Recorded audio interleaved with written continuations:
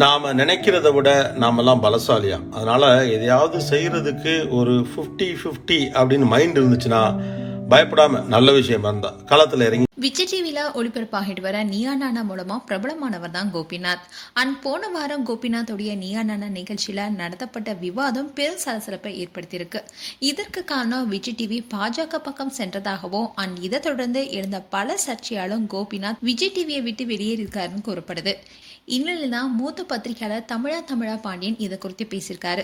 அதுல அவர் என்ன சொல்லியிருக்காருன்னா, விஜய் டிவி கோபிநாத் சன் டிவிக்கு போக போறாருன்னு சிலர் சொல்லிட்டு வராங்க. ஆனா நீயா நானா நிகழ்ச்சியை சன் டிவி நடத்த மாட்டாங்க. ஏன்னா அது திமுகவுடைய அக்மார் டிவி. விஜய் டிவியை பாக்குறவங்களுடைய ஆதிக்கம் குறிப்பா வட இந்தியர்களுடைய ஆதிக்கமா இருக்கு. அதனால அந்த சேனல் RSS பிம்பமாவே பிஜேபியோடைய பிம்பமாவே இருக்கு. அதே சமயம் கோபிநாத் போன்றவங்க எல்லாம் சன் டிவிக்கு போயிட்டா திமுகவை ஆதரிப்பதை தவிர அவங்களுக்கு வேற வழியே இல்ல.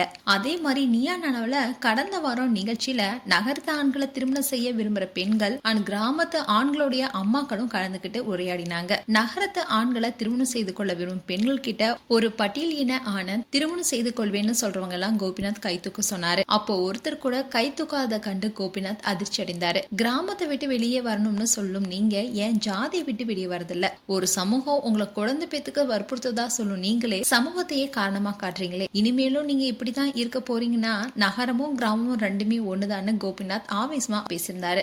இந்நிலையில தான் இது குறித்து பேசிய தமிழா பாண்டியன் என்ன சொல்லியிருந்தாருன்னா, முதல்ல இந்த டைட்டில் வச்ச அத்தனை பேரையுமே கைது செஞ்சு சிறையில் அடைக்கணும். கோபிநாத்தை குண்டர் சத்தத்துல அடைக்கணும். காரணம், பட்டியல் இன ஆண்கள் பெண்கள்னு பிரிக்கக்கூடிய உரிமையை கோபிநாத்துக்கு யார் கொடுத்தாங்க? நிகழ்ச்சியில பங்கேற்ற அந்த பெண் பட்டியலினம் SC என்று சொல்வது ஏன்? SC STன்னு இந்த பெயரை வச்சவங்க குறைந்தபட்சம் தூக்குலையாவது போடணும். பட்டியலினம் SC என்ற இந்த இரண்டு விஷயத்தையும் தூக்கி தூர போட்டுட்டாவே இந்த மக்களை யாராலுமே அடையாளம் காண முடியாது. நீயா நானா நிகழ்ச்சியில பேசிய பெண்ணுடைய பெயரை சொல்லி பேச வச்சிருந்தா அந்த பெண் பின்வாங்கியிருக்க மாட்டாங்க. ஆனா பட்டியலினம் என்று சொன்ன பிறகுதான் நிகழ்ச்சியில ஒரு சலசலப்பு ஏற்பட்டுச்சு. பட்டியலின பெண்களை யார் திருமணம் செய்து கொள்வாங்க என்ற விவாதத்தை கோபிநாத் எழுப்பியிருக்க தேவையே இல்லைன்னு ரொம்பவே கோபமா பேசியிருந்தாரு. அதோட பலரும் கோபிநாத்துக்கு எதிர்ப்பு தெரிவிச்சுட்டு வராங்க. இந்நிலையில்தான் விஜய் டிவி RSSக்கு சென்று விட்டதுனாலையும் இது போல நிகழ்ச்சி நடத்தப்படுறதுனாலையும் கோபிநாத்தும் அதன்படியே பேச தூண்டப்படுறாருன்னு கூறப்படுது. இதன் காரணமாவே இனி வரும் நிகழ்ச்சியும் அதே மாதிரிதான் அமையுங்கிறதுனால விஜய் டிவி விட்டு கோபிநாத் வெளியேறி விட்டதா கூறப்படுது. மேலும் அவர் சன் டிவி பக்கம் சென்றதாகவும், ஆனா அங்கேயும் அவர் திமுகவுக்கு அடிப்படைஞ்சுதான் நடக்க முடியுமே தவிர சுதந்திரமா அவர் பேச வாய்ப்பு இல்லைன்னு சொல்லப்படுது.